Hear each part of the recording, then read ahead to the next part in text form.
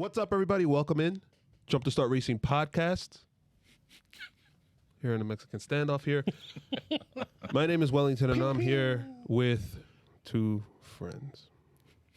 We're not close anymore. No. What the hell do we do? No. I don't know what we did. Ruben, say hello. What's going on, guys? Yhancy? Hi. I was such in a good mood. Not anymore. Anyway, before we get into that, I just want to say, guys, if you have seen more than one video, make sure to subscribe. Make sure to follow us on our various podcast platforms: Apple Podcasts, Google Podcasts, iHeart Radio, TuneIn, Stitcher, and that's it. Forgot? Follow us at Jump to Start F1 on Twitter and Instagram. This is a dramatic pause.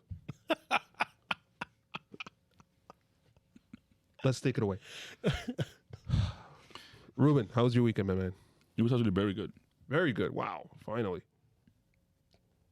That's it? No. Yeah, that's it. Okay. Cool story. Yeah, see? Very, very good. I had a good weekend, man.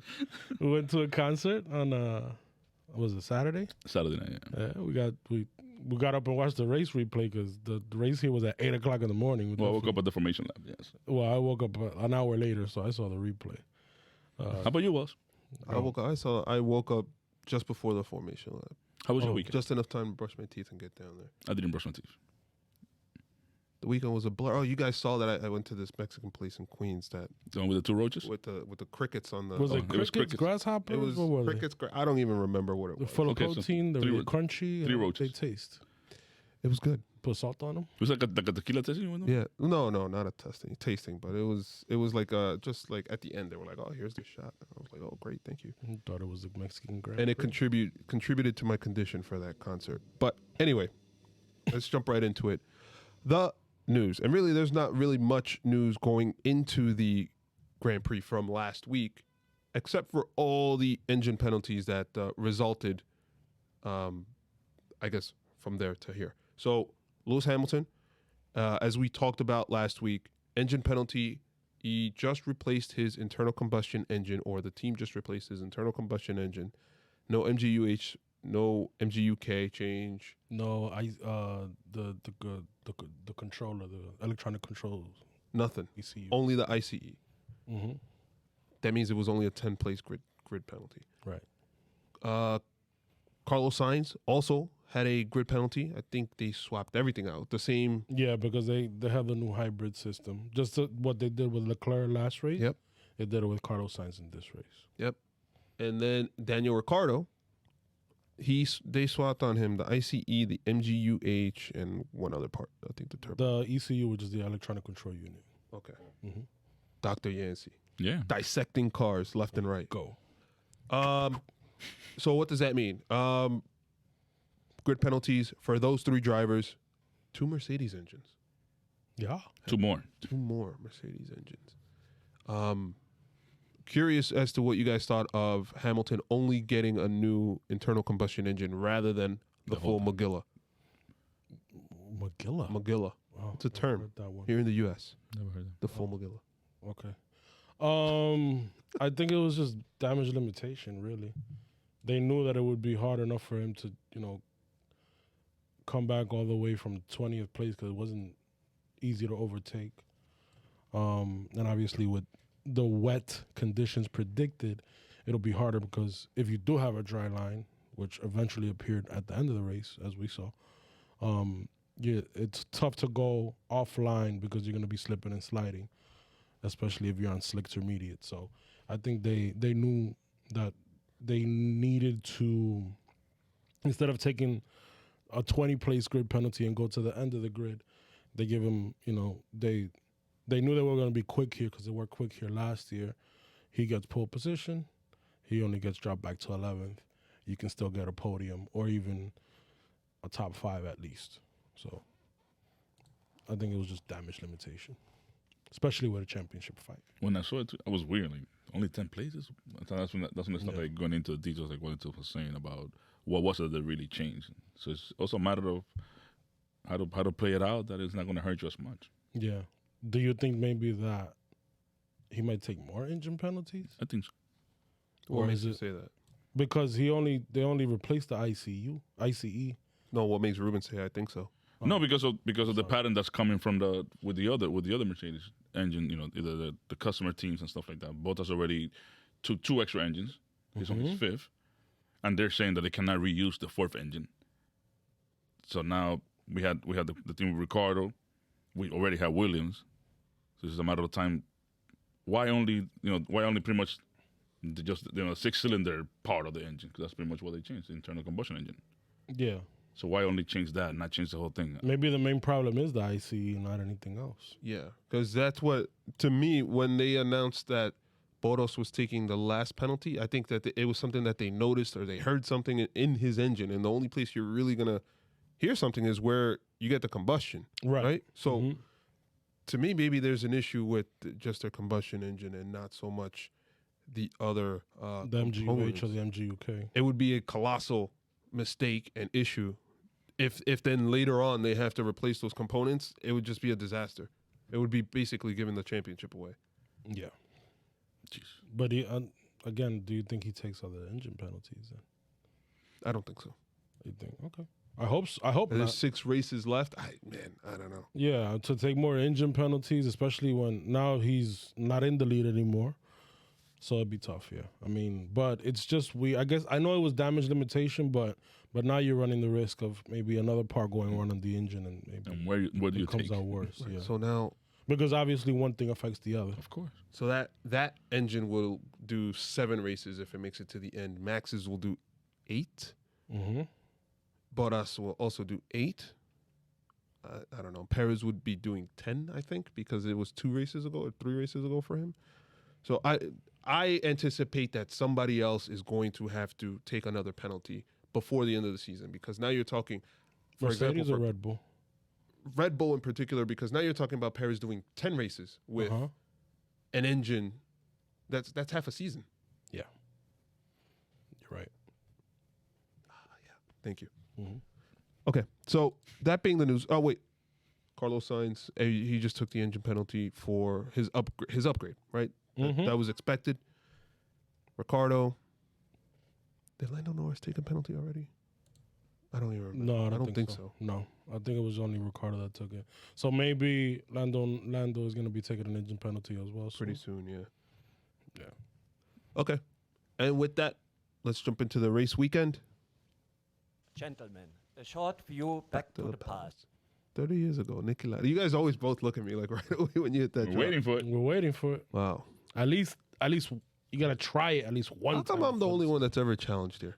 Hmm? How come I'm the only one that's ever... we believe in you. You're the smartest one. If I was smart, I would not be doing this. Whoa, whoa. Well, yeah. All right, so... Is McLaren still hiring? Yeah, I wish. All right, so qualifying. Not really much of note. It was important to Mercedes and to Lewis Hamilton to get that provisional pole. I don't know what you want to call it when you get the pole position, but then you don't start on the pole. Technically, It's the pole position, right? you get But you don't get the pole. award for that, though. No, that's the whole thing. So he got the tire because that was actually. Oh, he To add did it get to that. his junkyard. Yeah, but Bottas joked after qualifying that he should get the tire. He was joking with But technically, the person who is on pole is the person that starts in P1 for the race. So, yeah, I mean, I guess it would be.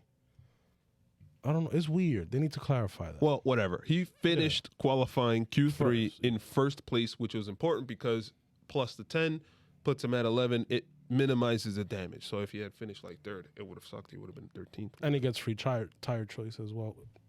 Obviously, that didn't play into the strategy because it was raining. But Right, so it was raining all weekend, something that we did not particularly mention. The other kind of quirky thing of note was in Q1, Daniel Ricciardo just could not get it together, and it happened to play right into their rival of this season, Ferrari's hands. Yhancy, do you want to walk me through what happened here? well, as we saw last week with Verstappen. No, not last race weekend during Sochi. in Sochi. Max Verstappen won. Obviously, was going to take an engine penalty. He was going to start on the back of the grid. He just went out for one lap. Well, he took the engine penalty, but he just went out for one lap in qualifying, just so he can run the car, qualify for the race, and start the race at the back, saving his engine or anything else quirky happening, an accident or anything happening during qualifying.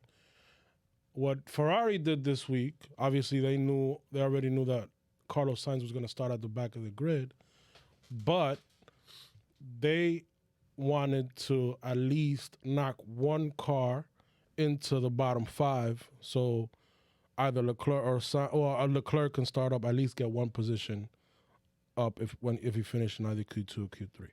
Mm-hmm. You get what I'm saying? Mm-hmm. So instead of, and it just so worked out that the person that they did happen to knock out was the main rival, which was Daniel Ricciardo. So, but Daniel Ricciardo basically fell into that trap. So that's basically what they were doing this weekend. They just wanted to make sure they got it. They basically got, with Sainz, going through qualifying in Q3, they knocked somebody out of the top five so they can at least get one position starting the race. And along the lines, help Leclerc with the toe and all that stuff. Yeah, exactly. So everything worked out well. For them. It was a whole of weekend strategy for Ferrari. Yeah. Other interesting notes. So it was Hamilton finished in pole position. Valtteri Bottas second. Max third. Charles Leclerc fourth. Save that for later, though.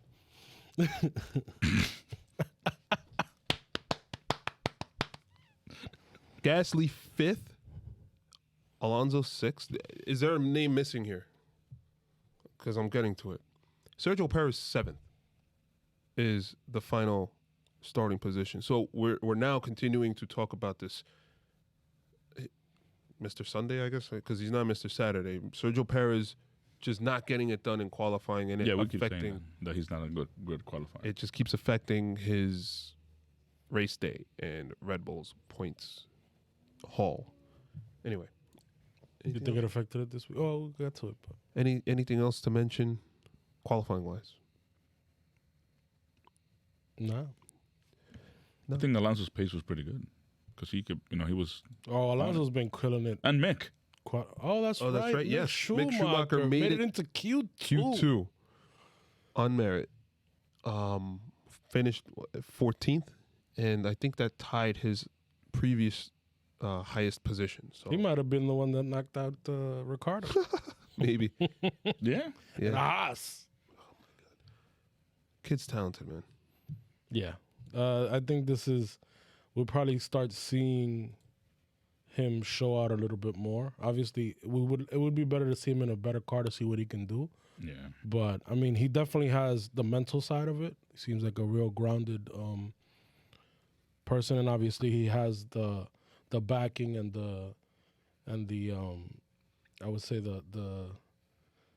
the advice of the entire Schumacher camp, which obviously has a lot of experience in F1, 7-time world champion dad, but obviously his as we saw in the Schumacher documentary, the entire family was involved as far as like how to handle F1. His wife was always there, so they can give him advice as to how to handle the pressure as he keeps on moving up through the ranks, especially now that he's in F1. So it's gonna be good to see his career, to see where he can get up to. Obviously, big shoes to fill, 7-time world champion. So but that car is horrible too. Yeah, but he definitely has the mentality, and he's gonna have to start showing results like this in order for him to move up to at least a midfield team, and eventually to a top team.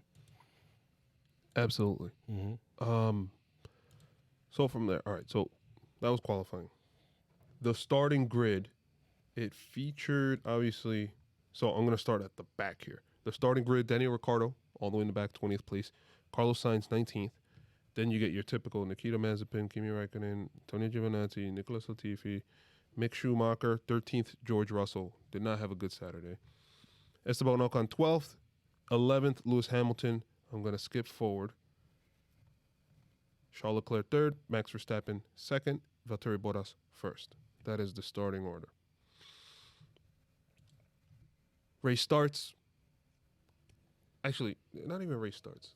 How about Valtteri Bottas and his weekend? And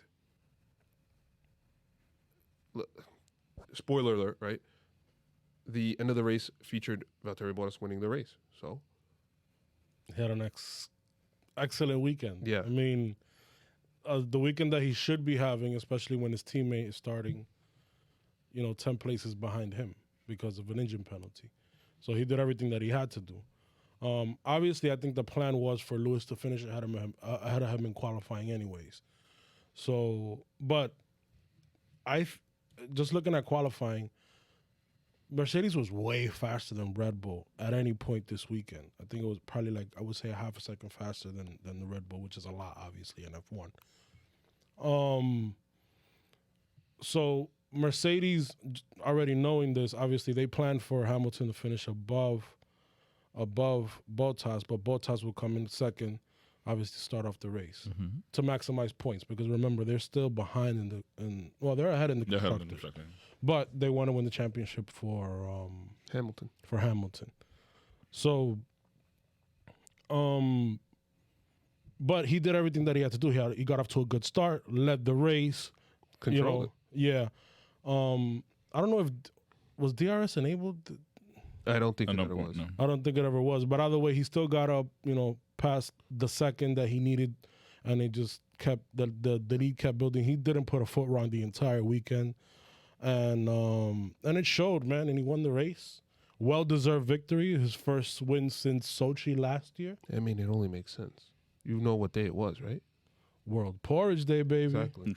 So it makes complete sense that he won. Yeah. It's another example of once that Mercedes car is out in front, Yeah. not going to catch it. Yeah. Granted, like Yhancy said, But it's also, I'm sorry, but it's also a track that suits the Mercedes. yeah, the Red Bull just could not keep up. I think that Mercedes was running a high downforce, whereas Red Bull was running a low downforce too, which, if you think about it, right? What do you want when you have rain and potentially slick conditions? You want more downforce. You want more grip. So I don't know if during those practices or qualifying, if Max was just guarding and just trying not to wreck the car or just being extra careful, but he wasn't squeezing the juice out of it. It wasn't even getting close timing-wise to the Mercedes car. Yeah, and it was like that the entire weekend. It wasn't even close. So By the way, Yhancy, Mercedes is leading the constructor by 36 points. there you go. Still very close. It's up for grabs still. So Max was second, obviously, but we talked about this last week, and now again we have to address it because the Mercedes car was so much faster this weekend. Is it just a track feature, or are we back on? We don't know what the better car is, and we don't know where this is gonna shake out as far as the drivers' championship to end the year. What do you guys think? We don't know how it's gonna shake out, but we do know, and I'll tell you why later. Which car, we know which car is better at what track. Obviously, when you have a highly technical track with slow corners, the Red Bull is gonna be favored. They'll be close, but they're gonna be favored, especially going through the corners. But when you have a high, medium to high speed corners, long straights, as we have here in Turkey, the Mercedes is going to be favored. So, but there was a spot in the race we'll talk about later where it's like a microcosm of where these cars are quick, and what suits them better. And this is why I asked the question last week: how many tracks that are left on the calendar suit? The tracks that are left on the calendar, do they suit the Mercedes better or the Red Bull better? And ultimately, I think obviously the reliability is going to count into it, but how these cars perform on the tracks that they're strongest is going to decide the championship. Meaning in the track, how the car performs, the track that you're favorite at. Where you're favorite at, yeah. But I mean, ultimately, the pace of the cars, race pace at least, it's very close. No, yeah, I think it's still up for grabs. But because they have to perform. They pull out on some sectors and then they come back in other sectors. So it's very close. The cars are evenly matched. Oh man, I'm so excited I'm so excited and nervous for the rest of the season. Yes, that's the perfect way to land it. Yeah, I think Valtteri Bottas is down like 85 points on the leader right now, Max. Hamilton is down 6 points. There's 156. The maximum amount of points you could get from today going forward is 156. 25-point race win, 1 point fastest lap, times 6, right? This could very well go down to the end, and there's still a chance for Valtteri Bottas to win. So that's kind of crazy. There's still a chance. Oh my God! So you're saying there's a chance? Yeah. Just when I thought, what is it? Just when I thought I was out, they pull me back in. So really, not much more to really talk about with Max and Valtteri. They just kind of went off into the distance, had their own race. Yeah, see, it's your time to shine. Charlie! Woo! Let's go, baby. It's a woo for me, but I like to say I told you so. Yeah. And I did predict it last week. You did predict it. That with the new upgrades that Ferrari brought to Charles Leclerc's engine last week, we didn't see the true pace of it in Sochi, but we did see it this weekend. And the Ferraris, both Ferraris, Leclerc and Sainz, were running very well all throughout practice, and they ran well in qualifying. Obviously, they had their own strategy in qualifying with Sainz because he was going to start at the back of the grid. But during the race, my man Charlie actually had the lead at one point. We thought at one point maybe he could win this race, which was what made this. Honestly, this race wasn't the best race, but it wasn't the worst race because there was a lot of tension. There was a lot. What's going to happen? Who's going to pit? Who's going to win the race? We didn't know who was going to win the race until the last few laps of the race, which is what we wanted. At a certain point, it felt like it was like a waiting game. Okay, we're waiting. Who's going to take? We're waiting. Right, exactly. So, but either way, my man Charlie had a great weekend, and he came this close to finishing on the podium. But obviously, it was the faster cars that finished ahead of him anyways. So to get fourth was phenomenal. Good for him. And how about Sainz? At the beginning of that race, bro. He actually showed that this weekend. My man was the only one taking the risks, getting these overtakes done with precision, moving up the field. That first half of the race, he was putting on a master class. Starting last, I think he got up to 7th or 8th. And what killed him, honestly, was the pit stop. He made it all the way up to 8th, and then he finished 8th. Yeah. But he could have finished at least 1 or 2 positions higher if they hadn't messed up that pit stop. It was the 8-second pit stop. 8 seconds. Whew. I would love to see that. I haven't seen the video for the pit stop. Whew. Yeah. But either way, a phenomenal weekend for Ferrari. A good omen, especially with the tracks that are remaining. It's going to be very competitive between them and McLaren. And it seems like the Ferraris, with that new engine upgrade, seems like they've clawed back a little bit in that power. So maybe they'll be better along the straights. I'm excited about this one. The finesse. Yes. I am excited about this one. There's a 7.5 point difference between McLaren and Ferrari in the Constructors Championship. Yep. And I think there's only a half-point difference between Leclerc and Sainz in their battle, in the individual battle. That is exactly right. Holy crap. Yes. So either way, the next 6 races, there's a lot to decide here. To shift around. And it's going to be a lot of shuffle amazing. But I love what Ferrari's doing. The teamwork is great. The energy feels like the energy feels different on that team. It seems like they're cooperating more. There's no infighting. They're just, they're putting their head down and they're going forward and they're trying to get that 3rd place. This is going to be good. I like what Carlos Sainz said at the end of the post race interviews, whatever. He said, if Vettel would have turned a little earlier, I don't think I would be here talking right now because I would have gotten destroyed. Yeah. That's how much finessing, how much risk he was taking. What Ruben's referring to is during his climb up the field, I forget what turn it was, but he went to make the overtake on the inside line of Vettel on a left-hand turn. Vettel almost turned right into him. I don't know if you saw him or not, or if Carlos Sainz just couldn't make the turn and he had to go further out, but it was very hairy for a little bit. There's something and I watched Peter Windsor, who's an F1 journalist on YouTube, but he's very good at analyzing the driving styles of drivers. And one thing that we do notice, and I think we've noticed this with Vettel sometimes tends to cut in early. Mm-hmm. The way he takes the turn is not more of like a curve, like a usual curve going into the apex. He does like a V style. So he turns in, brakes late, goes in deeper to the corner, and then turns in almost like a V and hits the apex. That's probably what happened. He was, obviously Carlos Sainz went onto the inside. Maybe Sebastian Vettel, went in early. That's his driving style. He's not doing anything wrong. And that's probably why they almost came together. So, but either way, it was a very good overtake. It was clean racing. It was nothing malicious there. No. He just said that he said that most of the overtakes were all hairy moments. Yeah, obviously. But that one was the one that was like, yeah. And then really what you have to take into account is that obviously it was damp the whole race. It was the whole race.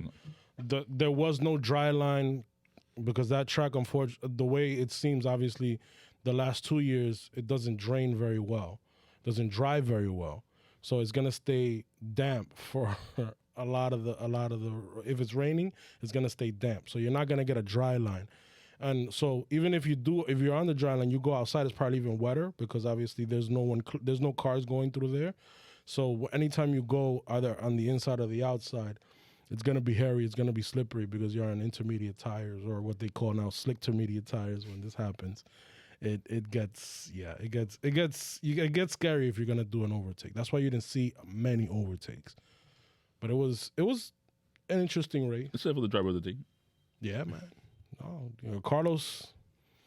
Yeah, man. Chile did his thing this race. Yep, which is great. It's unbelievable how he has gone. Yo, I was just thinking, man, this has been the year of rain, right? What if we get rain in Abu Dhabi? Like, that would be crazy. That would be insane. In Qatar, we'll get rain. But Saudi Arabia. It's always made the races interesting as it usually does. The only one was Spa, where it was just way too much rain. Yeah. But anytime you get a little bit of rain, like Sochi was usually a boring race, and it made that race super interesting just because it rained. Yes. So throwing up something a little bit there, a little bit of chaos, we got a lot of fun, baby. The Doppler Raider. Yeah. Let's get to the main event here.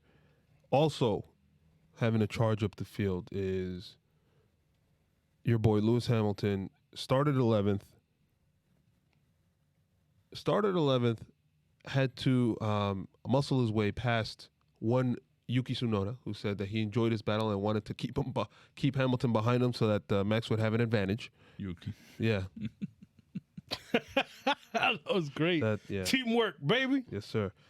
Then, really of note, there's two things of note for Hamilton's race. Number one is that amazing battle with Sergio Perez, lap 35, where I thought Perez was toast. I thought that Hamilton was going to take him. It wasn't going to be an issue, and that was going to be that. But we saw Sergio Perez dial up the AWS overtake difficulty a little bit. Yeah. He he started sounding like the Amazon thing, whatever, for the difficulty. No, but like it was about side by side for and back and forth half a lap. Mm-hmm. Back and forth the whole time. At one point, Lewis Hamilton pushed him so far out, he had to go almost across the pit straight and back. No, not the pit straight. The bottom. The pit entrance. The pit entrance, yeah. And then back across into the track. He didn't get penalized for it because he legitimately got pushed out. But it was a thing of beauty to kind of really witness that. That's true wheel-to-wheel racing. What are you going to say, Ruben? No, he didn't get penalized for that because supposedly in this track, there's like different rules according to the track. So in this track, unless you're committed to going into the pits and then change your mind, that's when you get a penalty on this track. But since they was just battling and he clearly obviously got pushed out, they didn't leave. That's exactly what. How is it for this track thing? No, that's what they were saying on the post-race, that it goes, I guess, track by track the way it's being decided. Yeah, because it depends where the pit entry is. Yes. Obviously, the pit entry for Turkey, for this track, is literally right before that last corner going onto the main straight. So while they were making that corner, obviously, Lewis was trying to push him onto the inside so he could get a better run on the straight. the bollard was there, so he avoided the bollard, but came back on. Yeah, but it was super smooth the way they were both doing it. Right? yeah, but this is what I was talking about earlier. That battle is a microcosm of where each of those cars are, where their strengths are. So if you notice, go out, and it was who was it who was trying to overtake? It was Hamilton was trying to overtake Perez. Yeah. If you notice, as they go through the corners, Perez is gaining on Hamilton. Yep. As they go through the straights, that's where Hamilton pulls up alongside him. But once they get back into the corners, you can see the high downforce of that Red Bull coming to work. Obviously, he was braking. It was masterful because they were braking at the same time, but you can see the Red Bull gaining on that Mercedes right next to each other as they're going through the corners. So there you see the strengths of those cars. That's a microcosm of this season and how it's going to play out. The overtake was nice, by the way. No, it was beautiful. Just the back and forth. No, I'm talking about the back and forth thing. Yeah, the whole back and forth was super. Yeah, but eventually nice Perez ran out because obviously they go onto the main straight. Once they get to the corner, Perez can brake later because he has higher downforce and he has the grip of the tires because his tires were newer. So he was able to retake. He shows also that Perez is getting more and more acquainted with that car as well. Because if you don't trust the car, you're not going to take those kind of risks. Yes. And obviously, I remember we were in the wets or, dam or whatever you want to call it. But so the data liked. But that piece right there will tell you where the Red Bull is stronger and where the Mercedes is stronger. Where they stand. Yeah, I also thought it was interesting that Hamilton was even willing to do that, considering this is my championship rival's teammate. It would be easy for Horner to be on the radio like, don't be too careful. Like, right. If somebody gets a puncture here, I don't really care, right? Like, it was just interesting that he would just want to do that. I don't know. I would have backed out of it, me personally. So that's what I liked about it, that neither one. If I was Lewis Hamilton, I would have backed out of it. Neither one gave up on it, because I think that's a lot of times what happens. Like not when the Red Bull and Mercedes are together, but when they're on the midst of a battle with a slower car. Except Alonso, whatever. Alonso doesn't give it up, but most people just give it up. Hey, get out of here. Get out of my face. No, but I also think that, the reason why Hamilton didn't give up, obviously, is track position. If you can get ahead of them at that point, it's very tough to It was very tough to overtake on the track. It was, again, we didn't get many overtakes. The only one that was really overtaking a lot was Carlos Sainz at the beginning of the race. So obviously, track position is key. During this race, it's raining. You're not going to get a lot of overtakes. And also, it gives them one more position where you can gain more points in the championship to Max, which is currently running in second. So, I'm not mad that he went for it. No. You're not mad that Hamilton went? Hamilton went for it, yeah. The other issue with Hamilton's race was towards the end of the race, where the team called him in to pit. How do I want to say this? Because I want to make sure I don't mess this up. From what we understand post-race, Hamilton wanted to see if he could extend the first stint so that the track could dry and he could just go onto slicks.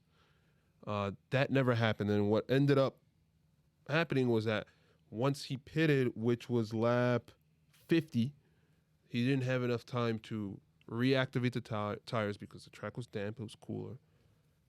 He ended up costing himself speed, not being able to catch Charles Leclerc. Right call, wrong call on Mercedes or Hamilton's part. So Hamilton wanted to stay out. Mercedes was saying to bring him in. Yeah. The thing with obviously this race, I think the strategy was obviously to run the intermediates as much as you can, wait for the dry line, and then go on to slicks. Obviously that dry line didn't come up till like the very end of the race because the track wasn't drying out as fast as they thought it would. One thing, before you start the discussion, and it's something that Jensen Button.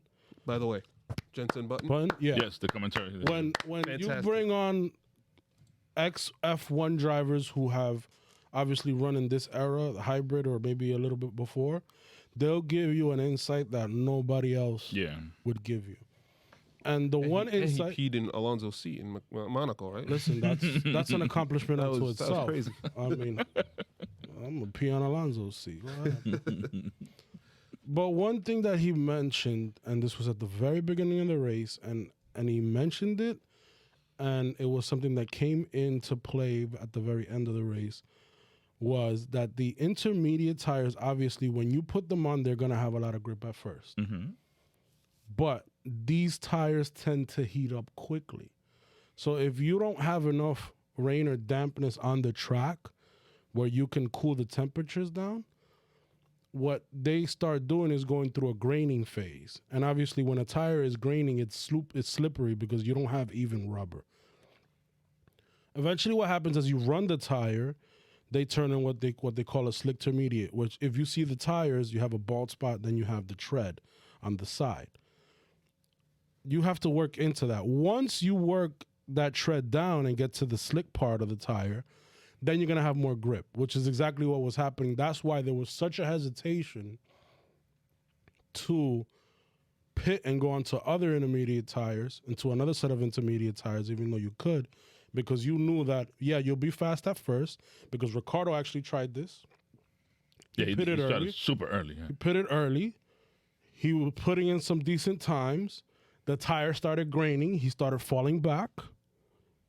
And then he started getting his times back because he worked through that graining. Yep. And every single driver went through that. Mm-hmm. And that's exactly what was happening in this case. So. I don't know. I think... But now you get to the conundrum. Do we pit or do we don't? And I think that's where... The question came from Wells. That's where the question came in from Wells. I mean, to me, based on what Mercedes was saying and then what they said after the race, he would have lost more position had he not pitted. So, and also, I don't know. The only driver to do a no stop basically was Esteban Ocon, and I don't know if you saw his tire at the end of the race. They were gone. And he said a couple of more turns, he probably would have had he would have had a blowout. Yeah, I mean, what? So compared the Alpine and the way maybe Ocon was driving to Hamilton, he's already losing time. He's going to be in a hurry, so he would have had a blowout. Yeah, because he probably would have degraded the tires. Well, Ocon said that if he would have went one more lap, he would have had a blowout. Mm-hmm. So, and then what? Andrew Shovlin, which is a Mercedes.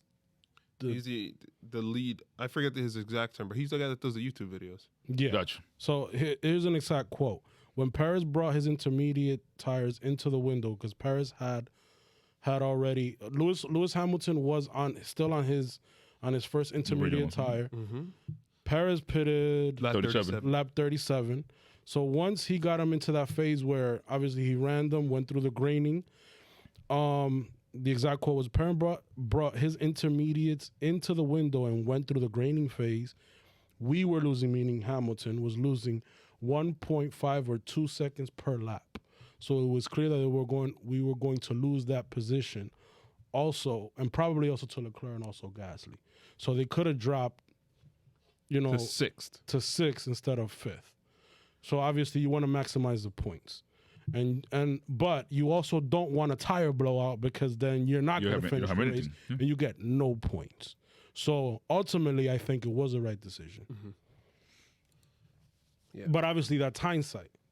But the team did have the hindsight, and just like they wanted him in the race in Sochi, they also saved him from himself because he didn't want to come in. So the team is important because obviously they see more things than the driver does. Yeah. I think he has to trust the team a little more because obviously he has the feeling of the car. He knows how the cars feel and stuff like that, and he sees that it's drying up. But they had the numbers from Bottas pitting on lap 37. Mm-hmm. So they knew the laps that they needed for the tires to activate and all that stuff. Mm-hmm. Why wait so late? Obviously, you're going off for Hamilton saying, I'm good. The reason why they waited so late was because Hamilton didn't want to come in. They were telling him to come in. When they first started to come in, he refused. He said, okay, we're going to go 2 more laps to see how it goes. And that's when they saw, no, We're already like left 47, but they 48. told them, but they said come in now because if not, obviously, I'm pretty sure they explained to it after. Afterwards, yeah, of course. No, 'cause And- everything led to that. And We'll obviously, deal with it everything later. is We'll deal with hindsight it. because also, he was upset when he saw the tread after the race. He saw that he could have still raced. What we also have to realize too is just like Perez, Hamilton is just as good at saving tires as Perez is, and we think Perez is Mr. Traction Control, but Hamilton is pretty good at that. So maybe he thought that he can do it, but obviously, if you're the team, outside looking in, and they have more information than Lewis, you're trying to. Sometimes you have to save the driver for himself because obviously the driver wants to. That's what I mean. Like they should. So I'd rather be what was it 6 points down in the championship than being 18, 20 points down. So ultimately I think it was the right decision. And the battle still continues, and you don't have that big of a gap to overcome because obviously if you get an 18-point gap, you're gonna need 6 or 7 races if there's no DNF to get those points back, and we have 6 races left. Yeah, it's just one of those things where you can't be on the radio.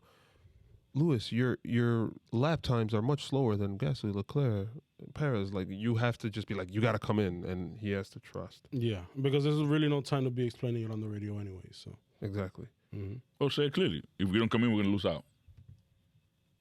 I don't think that. Yeah, that's not gonna go. That's happened. Especially when you're talking to an F1. No, I know, but what I'm saying is because he saw what happened last weekend. That's right. Like they should have built off of that from that. Mm-hmm. What happened? I mean, not last weekend, last race. Yeah. In Sochi, he didn't want to come in. They went with it. Okay, so stay. Oh, no, I got to come in. Oh, now you got to come in. Okay. Sometimes you got to save the driver for himself. Yes. I mean, I think that's what they did. I think ultimately it was the right call. Like we said, they were looking at Ocon. Mm-hmm. Ocon was the only other driver that was Ocon and Leclerc were the only other drivers that were trying to stay out on those same intermediates. But for example, you see Leclerc. Ultimately, they couldn't do it. It was gonna go. Leclerc at that point, he was leading the race. Yeah. At that point, would you take the chance of Leclerc? Maybe. Yeah, if you're Ferrari, yeah, but you're not locked in a drivers' championship duel. That's the thing. Yeah, but you're driving. You're locked in a team battle now between McLaren and obviously McLaren has a 1-2 already in the bag, so they're trying to claw that back. 25 points would be huge. You can't. No, sometimes it seems more reasonable for Leclerc to actually take the chance than to do it with Hamilton. Yeah, but you still don't want to lose the points because if you get a tire blowout, you get nothing. So you rather take the 4th. Obviously, they weren't expecting to get a podium. The podium is just a bonus, but you rather take the points than get no points at all. That's the gamble that I think Aston Martin took with better. Yeah, and ultimately, you get a double points finish. If you're Ferrari, you get a double points finish as compared to only Lando finishing in the points. Yep. And Ricciardo didn't. All right, so I'm gonna just run down the the race result order. Bottas first, Max Verstappen second, Sergio Perez third. So Perez was able to climb with his automatic traction control at the end of the race. He was able to stay in third after that epic battle with Hamilton. Starting seventh, a dream scenario finally for Christian Horner and Red Bull and Sergio Perez. Special livery. Charles Leclerc, 4th. Lewis Hamilton, 5th. So, Bottas, 26 points this weekend. Mm-hmm. Hamilton, 10, 36. Verstappen, 18. Sergio Perez, 15, 33. So, even the 2-3 does not overcome the 1st and the 5th. So, that's how powerful that first and the fastest lap is. Mm-hmm. Pierre Gasly, 6th. Your boy. Pierre Gasly on lap 1. He was driving his race. Yes. Then we have a wild Fernando Alonso appearing, crashing into him and spinning. That was after the first lap incident. That is the first lap. That is the first lap? Yeah. Okay. Oh, no, because Fernando caused Schumacher's, I think. That's why you're later on. Okay, sorry. So Fernando Alonso spins. Pierre Gasly gets a 5-second penalty. I want to make sure I get this straight. Gets a 5-second penalty for a lap 1 incident in which he touches another car on lap 1 during a raining, damp race. Where he had nowhere to go to. Where he had nowhere to go. So I'm going to give this information. Valtteri Bottas finished 1:31.04, right? Pierre Gasly was plus 44 seconds. Lewis Hamilton was plus 41 seconds. So 1 second. Charles Leclerc was plus 37 seconds. So that's a bigger gap. That's 7 seconds. But it's believable to say that Pierre Gasly would have finished fourth had that penalty not fucking happened. Excuse my French. I'm so upset. I think the penalty was justified. What? Damn, I wanted to get a better reaction. Nah, it wasn't, man. I mean, first lap, he's sandwiching between two cars. I think he said it well. In a damp track where you can oversteer or understeer very easily. And honestly, he didn't turn into him or anything like that. And he wouldn't have, if it wasn't a damn track, Alonso wouldn't have spun. Yeah. So, I mean, Like, what are we doing here? your beef with the stewards continue. Yeah. This is a place where maybe they tried to apply the consistency from the last couple of races where an incident happened in lap 1 during the rain and penalties were handed out. But this doesn't make sense. But doesn't this go against the whole let them race? Yes. I mean, because honestly, we were happy when they say let them race, fine. But now you're coming up with penalties where they're not letting them race, and it's like, where you at, bro? Where's the consistency again? Especially lap 1. I don't know. And there was no space. I think they need to start moving. Who was the other car that was in the three? I don't know. So they were talking about that earlier in the post race where the space that was there between Gasly and the other car it was like I think it was Sergio Perez, by the way, the other car. So they were saying that the space that it was Might have been, yeah. it was a feasible space because we're in a damn track. So where you have a little bit of space just in case that car either spins a little or or has a small tweak. But the side with Alonso, I don't know. Alonso seems aggressive lately, in the like on the track and in news He's conferences. having fun. he's doing his thing. Yeah. I think he's just having fun. So Pierre Gasly was 6, Lando Norris 7. Better luck next time, McLaren. Carlos Sainz 8 after that driver of the day. Lance Stroll 9th. He was pole position here last year, by the way. He's not. Yeah, in the rain too. He's having an okay season. Yeah. I guess He's finishing the points again this race. he's 13th. Yeah. Well behind Sebastian Vettel. Well behind Ocon and Alonso. I don't know, like It's still better than. I mean, he's still better than Yuki Tsunoda, George Russell. But I mean, listen, I think he's having a decent season. And He's if you not compare bad. Yuki to what Gasly's Come doing, on, bro. No, I'm saying He's because had of worse teammates. seasons than this. Of course. Yeah. So He's also had better seasons than this. So I don't know. I'm a little disappointed in him. And then I had high hopes for him. Esteban Ocon rounds out the top 10. There was a little bit of controversy there between the Alfa Romeo teammates where Giovinazzi ignored team orders to let Kimi pass. That could have been a potential point right there, but didn't happen. Anything else? Giovanazzi's just trying to keep his place in F1, man. You think he can do that by defying team orders, though? Absolutely not. Absolutely not. Guys, anything else of mention for this race? Or anything else to mention for this race? Daniel Ricciardo, 13th, whatever. He started at the back of the grid. That's about it. Fernando Alonso, after that first lap incident, just kind of got stuck. Let's go over the standings. I was in the post-race interview when they were going to interview Ocon. Ocon took a pause to say, "Hey, Alex Albon, congratulations for coming back. I was in your position. I know how you feel. I'm glad you're back on the grid and stuff like that." Really? Yeah. That's weird. That was Yeah, that was during the F1 post-race, post game. So, all right, Drivers' Championship standings. Max Verstappen, first place, 262.5. Lewis Hamilton, second place, 256.5. So that's really kind of the race that matters. Valtteri Bottas creeping up. No, not really. 177. He's just going to stay in third place. Lando Norris, 145. Sergio Perez, even after that podium, still 10 points down on Lando Norris. Who wins that? Who wins? I think Lando Norris. Yeah.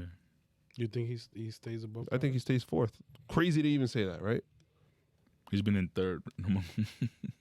This is like one of the few times he hasn't finished in the top It's only 5. 10 Lando Norris. points. Yeah. Carlos Sainz 116.5. Charles Leclerc 116. Talked about that earlier. Daniel Ricciardo 95 points. Kind of a disappointing, considering what Carlos Sainz is doing. Kind of a disappointing year. Yeah. Pierre Gasly 74. Kind of, dude. And you know we talked about Gasly earlier. That's Gasly's just been like trying to pull this team along. yeah. It's And honestly, disappointing. I think he should be higher in the standings. It's disappointing what's been because the happening. car is not bad. He's in Q3 consistently, running in the top 5, top 6. The fact that he's 9th is disappointing, and I think the team's let him down. Yep. It's almost Also, like a couple of incidents too have not helped him. But Monza didn't go well for him. Mm-hmm. this race Well, with that penalty. and I think was it Imola too, where they put him on the wrong strategy. Yes. So I mean, again, the team has let him down. I think he's driving better than what it shows. 9th, I think, is too low for him the way he's been driving this season. But is the team ready for how he's performing? That's another thing too. What do you mean by that? Meaning, was the team prepared to have a driver excel that way? I don't think so. He I don't think they were Drove prepared pretty to have well such last a year. good car. Exactly. That's what it's doing. Or for him to adapt to the car. It's not being. You know what? It's just inexperience. I don't think it's prepared. I mean, obviously, they're trying their best, but it's inexperience. It's when I think this is probably the best car they've had ever in their history. they came in so hot at the Yeah. start of the season. It was and crazy. and the car's quick because it's not. It can make Q3. Sonoda can make Q3 if he's not spinning Yes. easily. Because I think that car is even faster than the Alpine, and it's definitely faster than the Aston Martin. But yeah, man. I mean, they've underperformed this season so far. Fernando, sorry. Go ahead. No, and then like you said before, they're letting Gasly down. Fernando Alonso 58, Esteban Ocon 46. Not bad. No, I mean, not bad. that team is overperforming. Not bad at all. Yeah, considering where they were at the beginning of the season, they're doing pretty well. Then the rest of them. I'm not even going to justify their names here. Mercedes, Constructors, 433.5 points. Red Bull is down to 397.5. This one may just be academic at this point. I don't see. Think Red Bull, I thought Sergio was gonna, beat the brakes off of Bottas, but it's just not happening. because Bottas is a decent driver, He's a decent who wins qualifier. races when his teammate is not ahead, and he qualifies better than Perez. He does do that. McLaren 240, Ferrari Told you so. 232.5. 7.5 point difference there between them. That's still up for grabs too. Then. Yeah, absolutely. Alpine 104, AlphaTauri 92. So imagine So we have If a battle Tsunoda for- was doing something. if Tsunoda, Gasly has 74 of those points. Yep. Yeah, but listen, this is still shaping up to a battle for first, battle for third, battle for fifth. Unfortunately, Aston Martin fell off of that battle with Alpine and AlphaTauri, but I mean it's still only 12 points. Yeah. So I mean it's midfield, but 12 points is still.